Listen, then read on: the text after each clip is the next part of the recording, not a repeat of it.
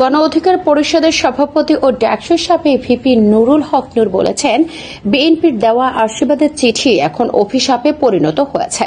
তিনি অভিযোগ করেন, এই চিঠির কারণে পটুয়াখালী, গলাচেপা ও দশমিনা অঞ্চলে গণ অধিকার পরিষদের নেতাকর্মীদের ওপর ধারাবাহিক হামলা, অফিস ভাঙচুর ও মোটরসাইকেলে অগ্নিসংযোগের ঘটনা ঘটেছে। এরই মধ্যে প্রায় 120 জন আহত, 17টি অফিস ভাঙচুর এবং বহু মোটরসাইকেল ভাঙচুর ও আগুনে পুরানো হয়েছে। নূর বলেন, বিএনপির অভ্যন্তরীণ একটি চিঠির মাধ্যমে যে সাংঘর্ষিক পরিস্থিতি তৈরি হয়েছে সেটির জন্য মূলত স্থানীয় বিএনপির নেতা হাসান মামুনকে দায়ী করেন তিনি। পাশাপাশি বলেন, নেতাকর্মীদের সব ঘটনার তথ্য প্রমাণ সংগ্রহ করে মামলা করার নির্দেশ দেওয়া হয়েছে।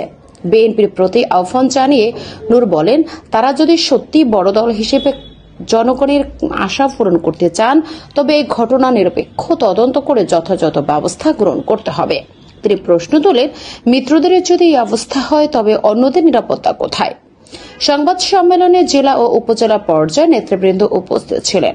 উল্লেখ্য, গত বছর বিএনপি নূরকে সাংগঠনিক সহায়তার নির্দেশনা দিয়ে একটি চিঠি দেয়, যা এখন তার দাবি অনুযায়ী সহিংসতার কারণ হয়ে দাঁড়িয়েছে।